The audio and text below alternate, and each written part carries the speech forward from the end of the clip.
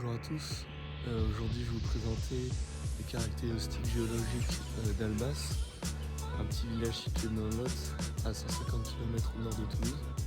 Je me retrouve ici en bas au bord de la rivière du Lot et devant cette immense falaise de calcaire qui nous laisse un magnifique paysage naturel. Donc ces falaises sont faites de calcaire, donc de CaCO3, qui se forment très souvent dans les océans ou dans les mers, ou avec les squelettes d'organismes vivants marins.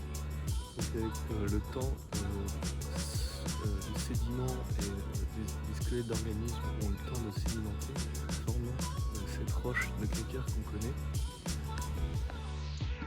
Ce schéma représente des ammonites qui vont sédimenter au fond d'un océan. Donc lorsque l'ammonite meurt, la coquille, le squelette va être déposé au fond de l'océan et va former un ciment qui au fur et à mesure va devenir du calcaire.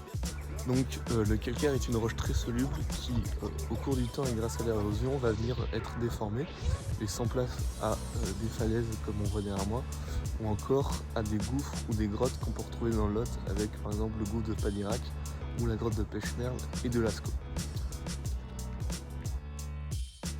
Je me retrouve ici sous la falaise avec une photo où on peut y voir différents trous qui ont été causés par l'érosion. Ce phénomène, on l'appelle le fait de karstification.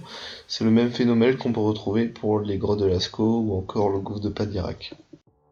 Je me retrouve sur les hauteurs d'Albas pour essayer de vous expliquer comment ces falaises se sont formées. En fait, il faut s'imaginer que là, il n'était pas possible d'être debout, mais on était sous l'eau, sous un océan tropical peu profond. Et donc il était facile de sédimenter le fond avec des squelettes ou des coquilles d'organismes vivants comme des coraux ou des ammonites. Donc on voit bien la zone en rouge, le Lot était dans un océan peu profond il y a 150 millions d'années, donc au Jurassique.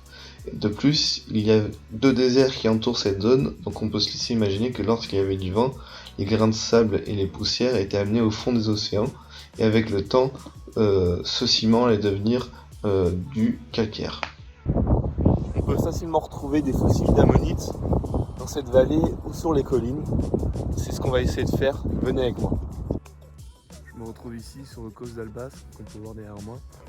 Donc ici on est sur le sommet d'une colline et avec le temps et l'érosion, la pluie a laissé émerger des fossiles qu'on peut facilement retrouver. Donc là je suis persuadé que si je vais faire un tour derrière moi en marchant ou même devant moi, je retrouverai des fossiles qui sont tout simplement sortis du sol.